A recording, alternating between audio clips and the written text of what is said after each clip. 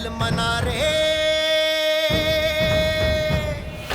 लाख बना ले। महल मना रे, लाख बना ले, दिल न बसा तो क्या। इश्क दा बंदिया पढ़ ले बल्ला, इश्क खुदा तेरा।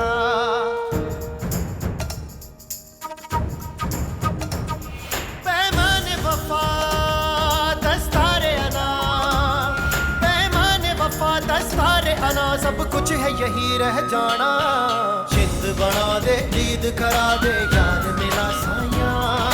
रांझण मेरा, माही मेरा, ढोल मिला साया। ये क्या तमाशा है? क्या किया तुमने? तुम्हें पता है कि इसका नतीजा क्या निकलेगा? पापा क्या नतीजा निकलेगा? नतीजा जो भी निकले क्या फर्क पड़ता है? आपको तो इस बात पे फख्र होना चाहिए कि माजी में जिन लोगों ने आपकी और दादा की जमीनें छीन ली, बेघर कर दिया आप लोगों को, आज उनकी इज्जत, उनकी बेटी आपके घर में पनाह मांगने आई,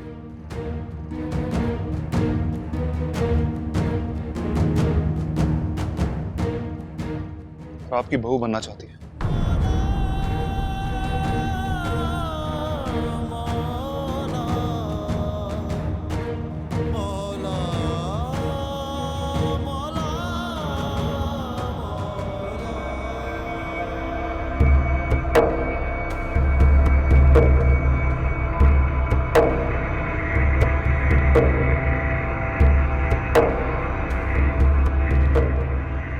वो आप बात तो सुन लेते।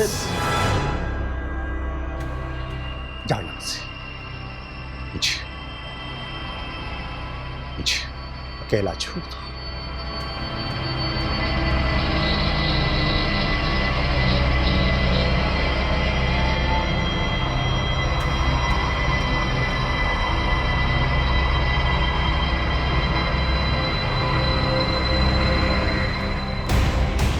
आपको तो इस बात पे फख्र होना चाहिए कि माजी में जिन लोगों ने आपकी और दादा की जमीनें छीन ली, आज उनकी इज्जत, उनकी बेटी आपके घर में पनाह मांगने आई।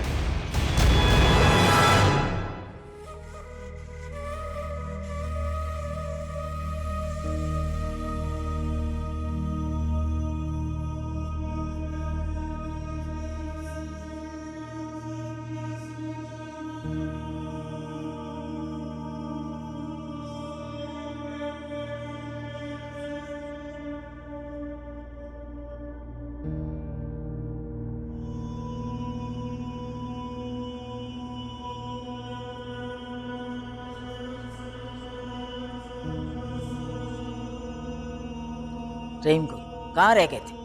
मैं इतनी देर से तुम्हारा इंतजार कर रही हूँ। मलिकन, वो मैं मुनीजा के पास था।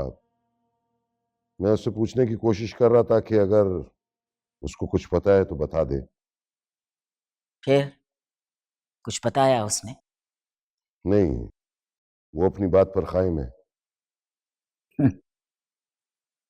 वो भी तो खानों की बेटी है, कुछ पता भी होगा तो आसानी से बताएगी नहीं। या फिर वो वाकई बेकसूर है। इसका फैसला तो खैर हालात करेंगे, लेकिन मैंने सुना है कि तुम सलामत अली के घर भी गए थे तलाशी लेने के लिए। जी मलिकन, न सिर्फ सलामत अली के घर बल्कि उसके बेटे के दोस्त के घर भी तलाशी ली मैंने। क्या मानूर की गुमशुदगी का उन लोगों से कोई ताल्लुक है? मुझे शक था मालकिन, इसलिए मैंने दोनों घरों की तलाशी ली, बल्कि 10-12 और मशकूक घरों की भी तलाशी ली। तुमने सलामत अली के घर की भी तलाशी ली, सलामत अली के बेटे के दोस्त के घर की भी तलाशी ली, इसकी क्या वजह है? मैंने कहा ना मालकिन, मुझे शक था, बस अपनी तसल्ली के लिए। रहीम गुल, मुझे ऐसे लग रहा है कि तुम मुझसे कुछ छुपाने की कोशिश कर रहे हो।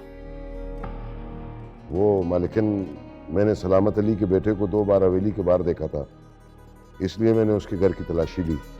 फिर क्या हुआ? छोटी मालिकन तो वहां पर नहीं थी, लेकिन वो लड़का आदिल घर पर मौजूद था। तुम्हारे ख्याल में जो लोग मानूर को अगवा करेंगे, वो अपने घर में रखेंगे उसको। इसीलिए मालिकन मैंने उसके बेटे के दोस्त के घर की तलाशी ली, बल्कि मेरे लोग अभी भी उस घर की निगरानी कर रहे हैं। सलामत अली की क्या औकात है, क्या हैसियत है उसकी कि वो मुझसे उलझे।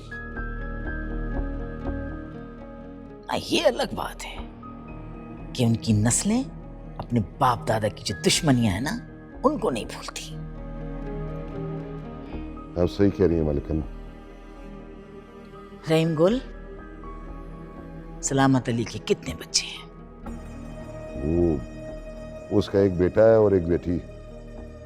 एक बेटा और एक बेटी। तुमने अच्छा किया सलामत अली के घर की तलाशी ली। मैं अपनी परेशानी में इन लोगों को भूल ही गई थी। तुम इन लोगों पर नजर रखो। ठीक है मालिकन, ऐसा ही होगा।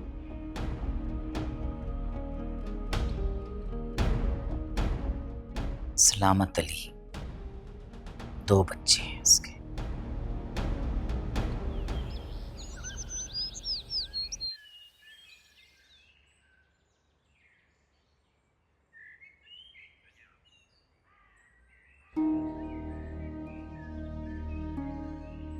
आपको तो इस बात पे फख्र होना चाहिए कि माजी में जिन लोगों ने आपकी और दादा की जमीनें छीन ली, आज उनकी इज्जत, उनकी बेटी आपके घर में पनाह मांगने आई और आपकी बहू बनना चाहती है।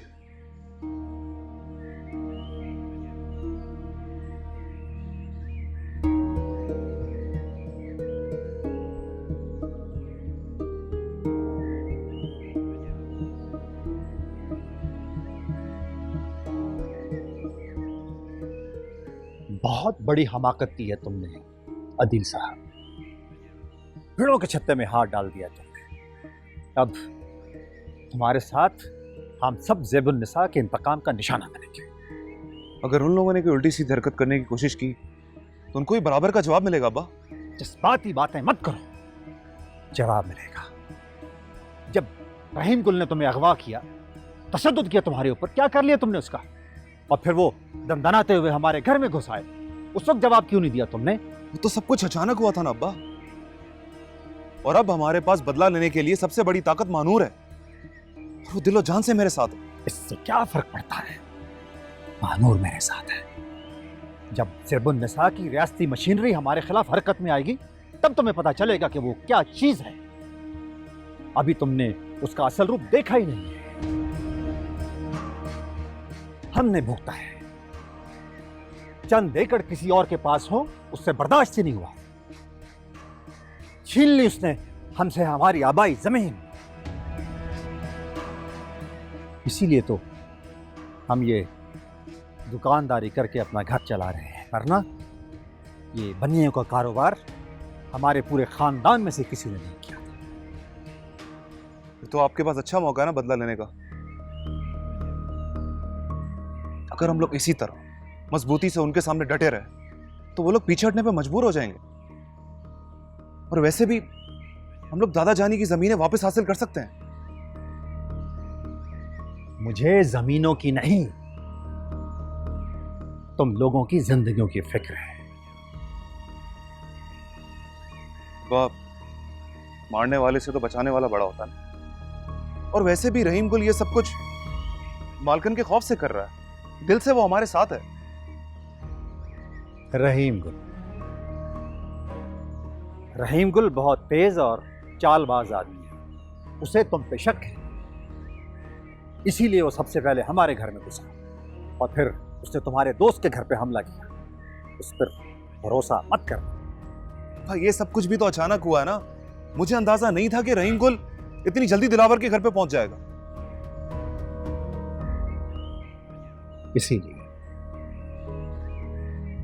इसीलिए तुम्हें मशवरा दे रहा हूं कि मानूर को किसी महफूज जगह शिफ्ट कर दो,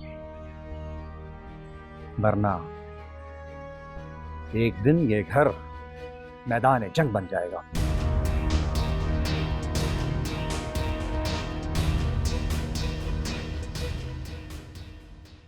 सर, ये आज इस्लामाबाद ईमेल करनी है, प्लीज इसे साइन कर दें।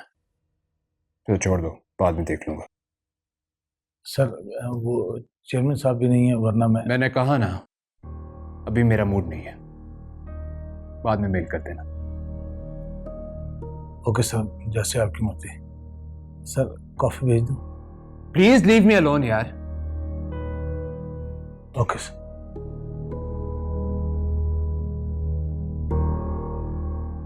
ब्लैकमेलिंग क्या होती है मिस्टर आबिद? अब मैं बताऊंगी। तुम्हारी और तुम्हारे माँ बाप की असलियत मेरे सामने आ गई। गिरगिट की तरह रंग बदलते हो तुम लोग।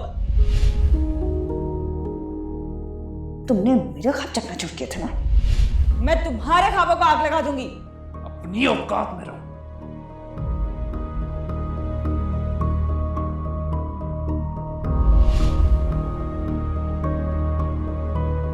Are you okay? Fine. Sir लगता है आज आपकी तबीयत ठीक नहीं है। आज आपको घर जाकर आराम करना चाहिए। घर पे तो और अपसेट हो जाता हूँ। वही फैमिली प्रॉब्लम। शायद आपका निकाह कैंसिल होने की वजह से आप अपसेट हैं।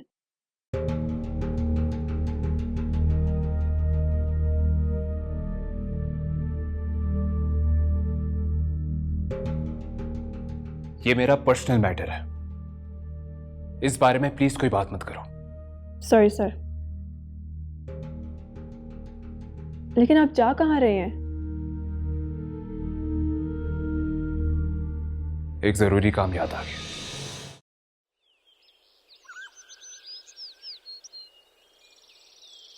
नहीं नहीं नहीं मैडम, इस तरह 2 कश्तियों में सवार होने से तो आप डूब सकती हैं।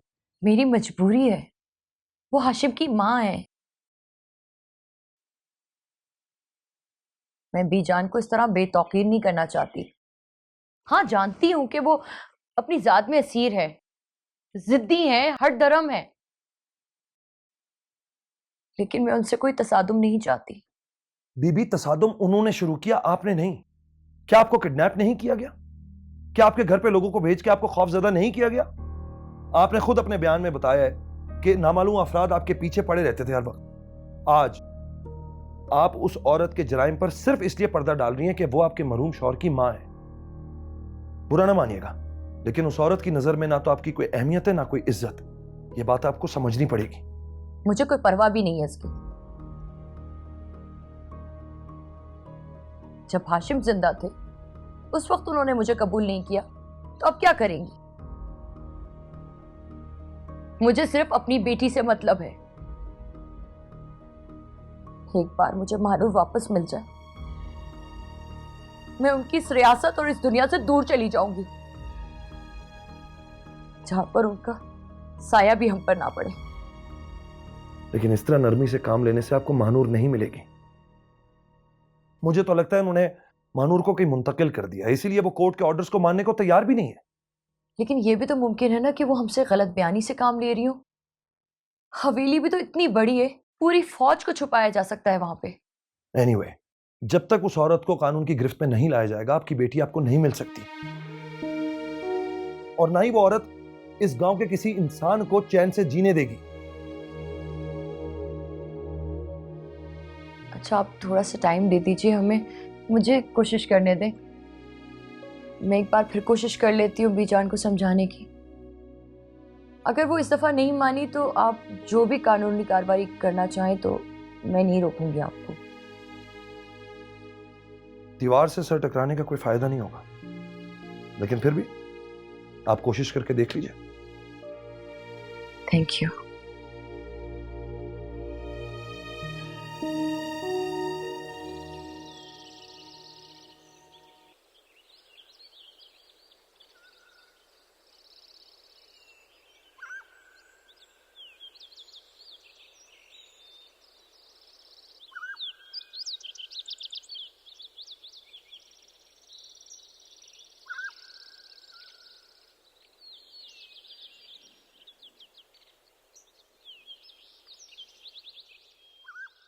ये तुम्हारा सामान दिलावर के घर पे रह गया था, वो लेने गया था।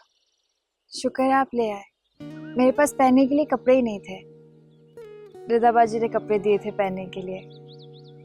जब तुम हवेली में थी तब तुम्हारे पास कितने सूट्स थे जो तुम्हें याद भी नहीं हो, पर यहाँ पे तुम्हें किसी और के कपड़े मांग के पहनने पड़े। मुझे तो बहुत अच्छा लग रहा है। मैंने हमेशा पढ़ा था या कॉलेज में सुना था कि बहनें एक दूसरे के कपड़े पहनती हैं, चीज़ें शेयर करती हैं, और इसमें कितनी मोहब्बत, कितना सुकून है, ये मुझे अब आकर पता चला। वैसे तुम्हें यहाँ पे कैसा लग रहा है?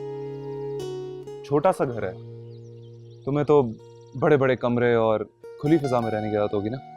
आप जानते हैं, मैं जब कभी भी आपके घर के बारे में सोचती थी तो एक ऐसा घर दिमाग में आता था। आपकी अम्मी, आपके अब्बू, रिदा बाजी, सब वैसे हैं जैसा मैं सोचती थी। हवेली बड़ी जरूर थी, लेकिन वहां एक घुटन थी।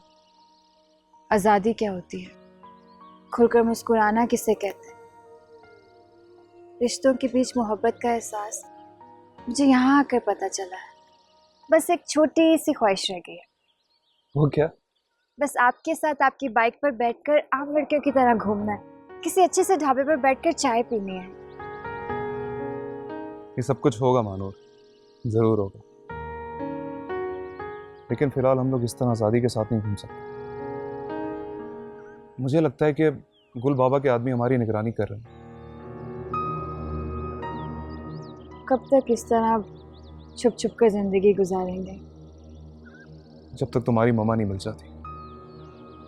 उनकी इजाजत के बाद ही हमारी शादी होगी, फिर उसके बाद आपको दुनिया की कोई ताकत भी हमसे नहीं छीन सकती।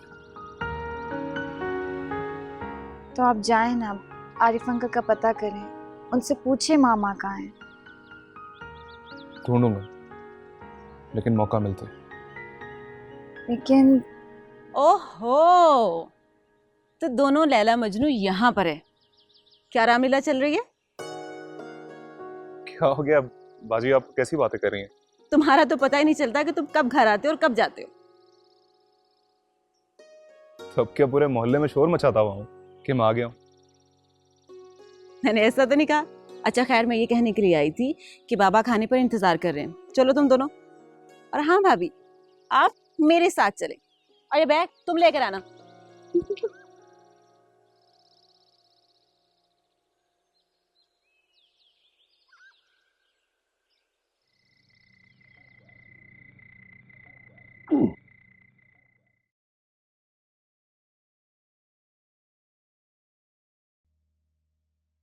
बहुत तलाश किया खान जी, लेकिन छोटी मालिकन का कहीं पता नहीं चल रहा है। बड़ी मालिकन को कुछ बता भी नहीं सकते। पुलिस में रिपोर्ट किए बगैर छोटी मालिकन का मिलना बहुत मुश्किल है।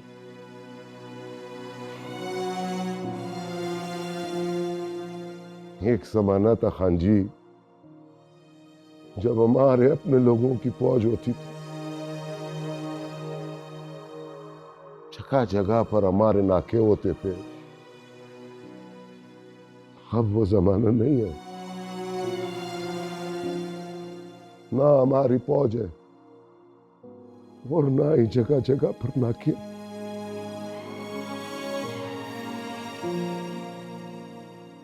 हम अपने चंद वफादार लोगों के साथ छोटी मालिकन को कैसे तलाश करें?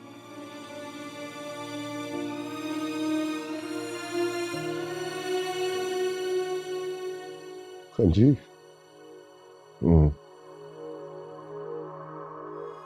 गुस्ताखी माफ हो।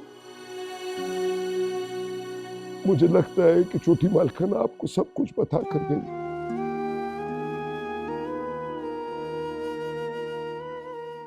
क्योंकि आप बहुत मुतमईन हैं, बल्कि आप खुश हैं।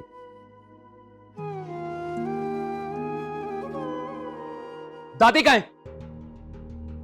सलाम छोटे खान, वो अपने कमरे में सरदर्द का गोली खा के सो रही है। वाह, क्या बात है, हमारी नींदें हराम हुई हैं और दादी सो रही है उधर। ऐसा नहीं कहें छोटे खान जी, वो भी काफी परेशान है।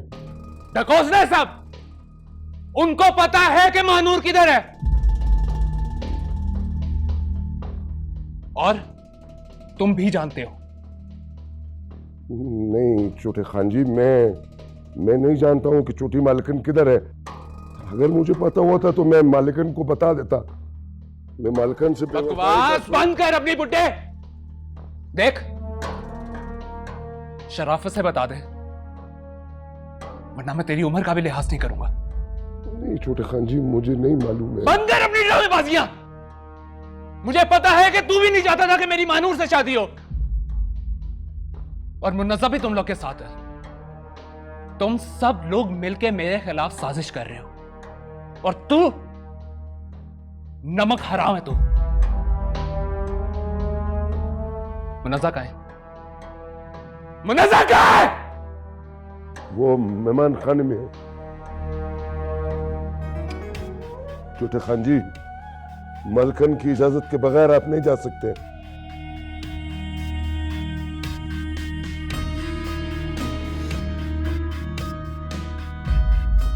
तो इसका मतलब मेरा शक ठीक था। तुम सब साथ में ले आए हो। आप मेरे पे रहम करो, मालिकन की इजाजत के बगैर आप नहीं मिल सकते।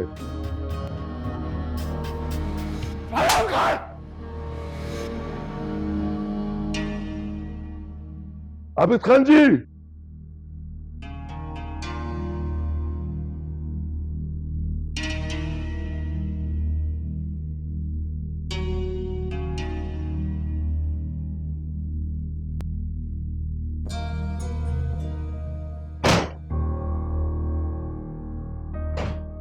तुम मेरी जिंदगी में आग लगा के खुद यहाँ छुपी बैठी है। तो तुमने मेरी जिंदगी में कौन सी खुशियां बढ़ती थी आबिद खान? मैं यहां तुम्हारी तरह ऐश नहीं कर रही। सब ड्रामेबाजी है। तुम, दादी और वो बुड्ढा सब मिले हुए हो। पता कहाँ है मानूर? कहाँ है मानूर? अगर मुझे पता होता मानूर का, तो मैं खुद यहां से आजाद हो चुकी होती। आजाद तो मैं तुझे करूंगा। अगर तूने मुझे महानूर का नाम बताया कि कहां है वो, बोल कहां है महानूर? किसके साथ गई है वो? कौन है उसका आशिक? नहीं जानती मैं कि कहां है वो।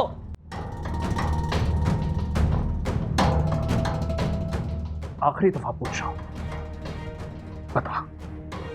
नहीं जानती मैं कहां है वो। हरामजादे, बोल कहां है महानूर? किस कुत्ते के साथ गई है वो? छोड़ो मुझे। बोल। आबिद खान, आबिद खान, छोड़ उसे, छोड़ो उसे, छोड़ो उसे। बेशर्म कहीं का। मुझे नहीं पता था कि तू इतना जलील और गिरा हुआ निकलेगा। बदला लेना चाह रही है मुझसे। ये नहीं चाहती थी कि मेरी महानूर से शादी हो, और इसी ने आपको भड़काया, और आपने महानूर को क्यों छुपा दिया? मैं किसी को मुंह दिखाने के काबिल ना रहूं, यही आती हुई है। इतना नीच, इतना गिरा हुआ, इतना जलील। निकल जा, निकल जा यहां से। बेशतर इसके मैं धक्के देके निकालूं। गेट आउट फ्रॉम हियर, गो।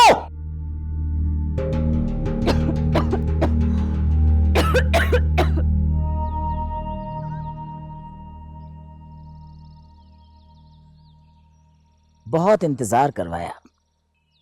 यानी ऐसे वक्त पे आप इस्लामाबाद जाकर बैठ गए जब मैं जाती तौर पे अपने संगीन बुहरान से गुजर रही थी। आई एम सॉरी बेगम साहबा, कुछ इंपॉर्टेंट मीटिंग्स थी इंटीरियर मिनिस्टर के साथ। मीटिंग्स तो खैर क्या, मिनिस्टर साहब के वेट करने में काफी वक्त जाया हुआ। आप हुक्म कीजिए। यह खालिसतन मेरा निजी मसला है। क्या मैं आप पर भरोसा कर सकती हूँ कि यह बात आप तक महदूद रहेगी? ये आप कैसी गैरों वाली बात कर रहे हैं बेगम साहिबा? आपके एक दो नहीं, पूरे दर्जनों राज मेरे सीने में दफन है। आपके बहुत एहसानात हैं मुझ पे। आज मैं जिस मकाम पे भी हूं, अगर आपकी सरपरस्ती ना होती तो ऐसा ना होता। मगर एएसपी हुमायूं के मामले में आपने मुझे बहुत बहुत डिसअपॉइंट किया। वैसे मुझे हैरत है कि आपके होते हुए वो दोबारा बहाल कैसे हो गया। बेगम साहब एक्चुअली हुमायूं इंटीरियर मिनिस्टर के कजन का बेटा है, बड़ा सरफिरा अफसर है जी, किसी भी जगह टिक के काम नहीं करता। मगर ये पहली बार हुआ है कि इंटीरियर मिनिस्टर ने इस मामले में इंटरफेयर किया और वो बहाल हो गया। उसने मुझे बहुत सताया शाहजहां। आपको मालूम है कि उसने मुझे गिरफ्तार तक करने की कोशिश की। आई नो दैट, मुझे रिपोर्ट की थी उसने, लेकिन बेगम साहिबा वो कोर्ट का ऑर्डर था, और अगर कोर्ट ने ऐसा ऑर्डर दोबारा दे दिया तो आप मानूर को उसकी मां से मिलने से नहीं रोक सकेंगे। मसला मिलने मिलाने का नहीं है शाहजहां, मसला उससे ज्यादा संगीन हो गया। मैं चाहूं भी तो कोर्ट के जो ऑर्डर्स हैं उस पर अमल दरामद नहीं हो सकता। क्या मतलब, क्या हुआ? मानूर ठीक तो है ना? अगर वो मर जाती ना, शायद मुझे करार आ जाता शाहजहां। बेगम साहिबा क्या हुआ, आप खुल के बताएं प्लीज। महानूर लापता हो गई। क्या? अरे खाला, तुम्हारी तो किस्मत खुल गई। ऐसी आलीशान बहू नसीब वालों को मिलती है। हाँ, मैं तो कहती हूँ कि चांद का टुकड़ा गरीब के घर में पैदा तो हो जाता है, लेकिन हुस्न के साथ साथ दौलत नसीब से मिलती है। जरा सोचो खाला, बहू जहेज में पूरी रियासत लेकर आएगी। शम्सा क्या हो गया है तुम्हें? ये किस तरह की ऊटपटांग बातें कर रही हो? हमें तो जान के लाले पड़े हुए और तुम हमें रियासत जहेज में मिलने के ख्वाब दिखा रही हो। अरे जब तक अदील घर वापस नहीं आ जाता हमारी तो जान हलक में अटकी रहती है। डर लगता है कि कहीं हवेली के गुंडे उसे उठा ना ले गए हों। अरे खाला, इसमें घबराने की क्या बात है? और जब हाथी पालने का शौक होना तो दरवाजे ऊंचे रखने पड़ते हैं। वैसे भी अदील ने बहुत ऊंचा हाथ मारा है, कुछ तकलीफ तो उठानी पड़ेगी ना। अल्लाह ना करे जो अदील को कोई तकलीफ हो। मैं तो दिन रात उसकी खैरियत की दुआ मांगती रहती हूँ। या अल्लाह उसकी मुश्किल आसान कर दे, कोई फसाद ना हो। अरे खाला, कुछ नहीं होता। वैसे भी जब मियाँ बीवी राजी तो क्या करेगा काजी। आपने बहुत देर कर दी बेगम साहिबा। इस किस्म के मामलात में, इस किस्म के केसेस में बहुत जल्दी करनी पड़ती है। आपको पुलिस में रिपोर्ट दर्ज करना चाहिए ताकि सारे जिले की नाकाबंदी की जाती और मानूर को बाजियाब किया जाता। असल में मैं उस एएसपी का भरोसा नहीं कर सकती थी। वो मेरे दुश्मनों का साथ दे रहा है शाहजहां, और मेरा ख्याल था कि वो मानूर की गुमशुदगी को भी मेरे खिलाफ इस्तेमाल करता। वैसे मानूर के गायब होने के बाद मैंने तमाम इलाकों पर अपने आदमी तो बिठा दिए थे, और मुझे यकीन है कि वो जरूर इसी इलाके में है। अल्लाह करे बेगम साहबा ऐसा ही हो। मैं अपने चंद बाएतमाद सीनियर से इस बारे में मशवरा करूंगा और फिर मानूर की तलाश के लिए हम स्ट्रेटेजी बनाएंगे। हुमायूं को भी मैं समझा लूं। लेकिन बेगम साहब, आई एम सॉरी, अगर आपको बुरा ना लगे तो मैं ये जरूर कहूंगा कि आप मानूर की मां को असल हकायक से आगाह कर दें। लेकिन अगर मानूर की मां ने कोर्ट से कोई दूसरा सख्त ऑर्डर ले लिया तो आपके लिए परेशानी बढ़ सकती है।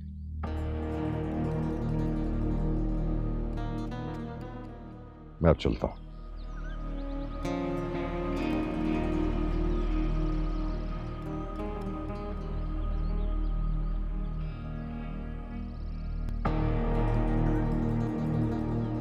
अस्सलाम वालेकुम भाभी। वालेकुम अस्सलाम, क्या हाल है? मैं ठीक हूँ, आप कैसी हैं? मैं भी ठीक हूँ। प्लीज बैठें। चलो भाई तुम दोनों बैठो, मैं चाय बना के लाती अब मैं चाय रख कर आई हूँ चूल्हे पर, आप बैठिए। अच्छा, अरे आप शहजादी से घर के काम करवाती हैं? मेरे पास एक हफ्ते से ज्यादा रह के आई है, मजाल है कि एक दिन का इधर से उधर किया हो। आप गलत समझ रही हैं भाभी। मैंने तो खुद रिदाबाजी से कहा था कि मुझे किचन के काम सिखाएं। मुझे घर के काम करना अच्छा लगता है। तुम्हें क्या जरूरत है किचन में जाने की? थोड़े तो दिन है तुम्हारे यहाँ पे, फिर तुम हवेली चली जाओगी, रियासत संभालोगी। और वैसे भी किचन तो हमारी जैसी लड़कियों के नसीब में लिखा होता है। भाभी मैंने आपसे कहा ना कि मुझे ये सब काम करना अच्छा लगता है, और वैसे भी मुझे अब हवेली वापस नहीं जाना। आप बैठे, मैं चाय लाती हूँ।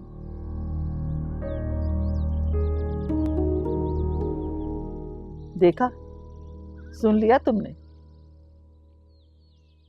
अरे खाला, नया नया शौक है, 2-4 दिन में उतर जाएगा। नहीं शमसा, मैंने भी दुनिया देखी है। ये लड़की वैसी नहीं है। पता नहीं खानदानों में कैसे पैदा हो गई है। बिल्कुल सच्चे और खरे दिल की है।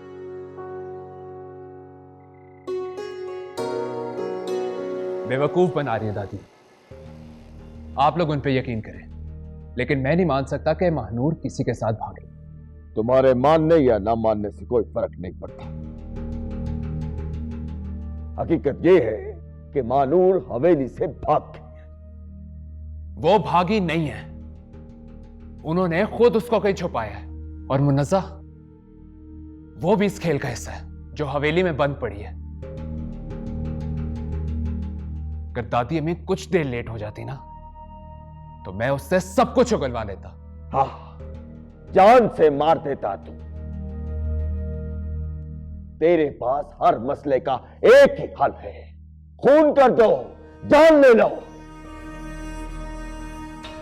उससे काम कभी लेना सीखा ही नहीं इसने। क्या जरूरत थी तुम्हें हवेली में इतना हंगामा खड़ा करने की? तो क्या करूं? आपकी तरह हाथ पे हाथ रख के बैठा रहूं? इंसल्ट तो मेरी हो रही है, मेरे दोस्त मेरी इंसल्ट कर रहे हैं।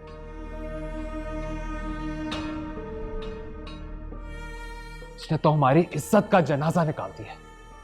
या अल्लाह, होश के नाखून कर लो। इस तरह आपस में लड़ लेने से मानूर ने मिल नहीं जाना है। समझाओ, अपने बेटे को समझाओ। ये वक्त जोश से नहीं, होश से काम लेने का है। किसी मर्द की बात होती तो वलीद खान कब का उसे अपना हिसाब पूरा कर चुका हुआ था। ये घर की इज्जत का मामला है।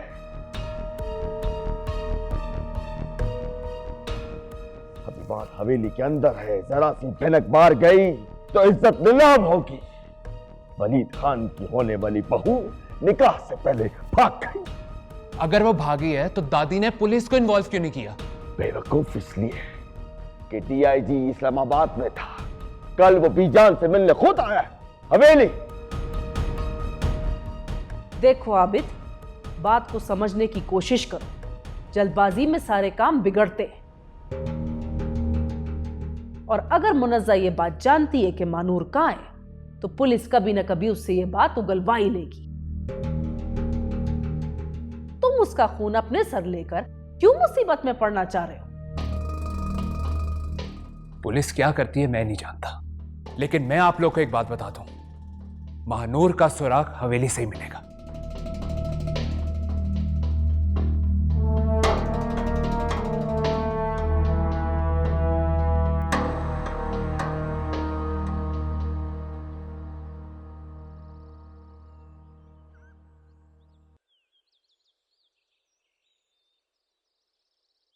मालिकन, रिपत बेगम साहब आई। अस्सलाम वालेकुम बीजान।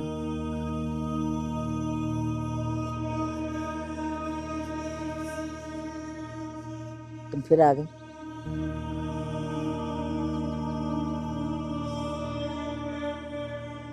जबकि एएसपी की मौजूदगी में मैं तुम्हें बता चुकी हूँ कि महानूर से तुम्हारी मुलाकात नहीं हो सकती। बीजान, आप अदालती फैसले को ना मानकर बहुत बड़ी गलती कर रही है।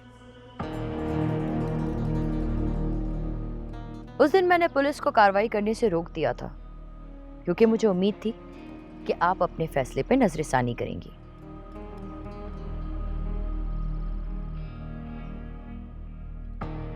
मेरे फैसले जो होते हैं ना, नज़रसानी के लिए नहीं होते। अगर वो एएसपी उस दिन कोई हिमाकत नहीं करता तो उसे उसके बड़े संगीन नताइज भुगतने पड़ते। देखिए बीजान, मैं आपसे दरख्वास्त करने के लिए आई हूँ, आप अपनी जिद छोड़ दीजिए। दुनिया का कोई कानून एक माँ को उसकी बेटी से मिलने से नहीं रोक सकता। आज नहीं तो कल आपको अदालती फैसला मानना ही पड़ेगा। मैं नहीं चाहती कि हाशिम खान की माँ को शर्मसार होना पड़े। आज तुम अकेली आई हो और तुम्हारे इस हौसले की मैं दाद देती हूँ। मैंने तुम्हें हवेली में दाखिल होने की इजाज़त दी, इससे ये बिल्कुल ना समझना कि मेरे मौक़िफ़ में कोई तब्दीली आ गई।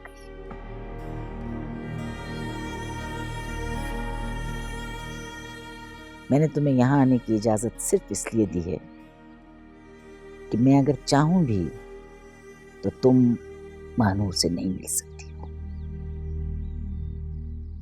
मैं समझी नहीं, क्या कहना चाहते हैं? क्यों नहीं मिल सकती मैं महानूर से? क्योंकि महानूर मुझे बगैर बताए हुए कहीं चली गई है।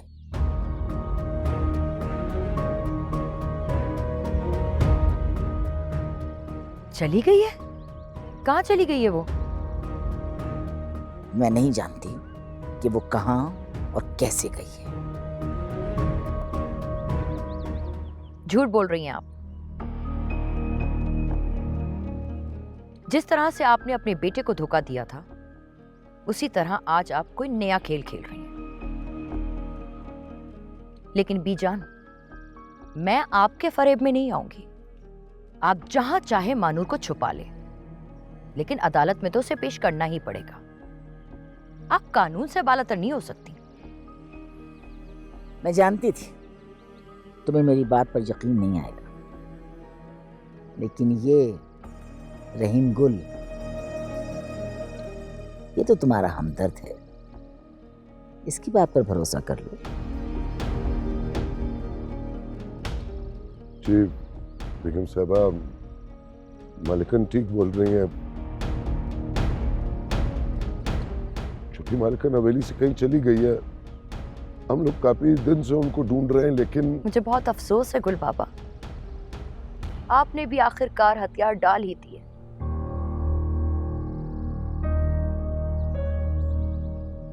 एएसपी साहब सही कहते थे बीजान, आपसे बात करने का कोई फायदा नहीं है। मैंने जितना सब्र करना था, जितना दरगुजर करना था, जितना एहतराम करना था, वो मैं कर चुकी। अब कानून अपना रास्ता खुद बनाएगा। बीजान, एक बात याद रखिएगा मेरी,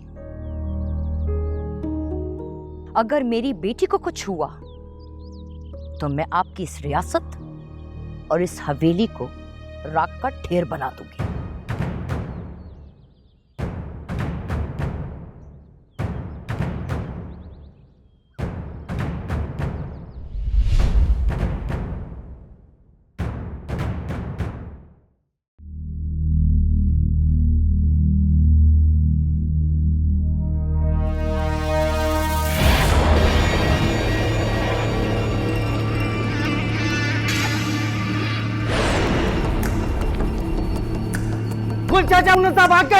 इतना बड़ा वाकया होने के बाद खानदान खामोश क्यों बैठा हुआ है? हाशिम की बेवा के खिलाफ मानूर के अगवा का पर्चा दर्ज होना चाहिए, क्योंकि वो वक्त आने पर आपके खिलाफ मुकदमा कर सकती है।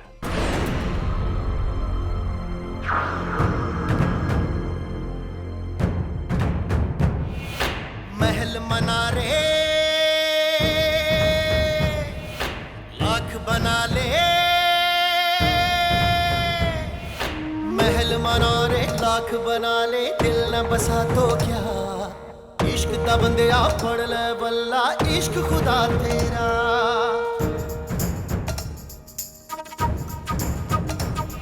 पैमाने वफा दस्तारे अना, पैमाने वफा दस्तारे अना, सब कुछ है यही रह जाना।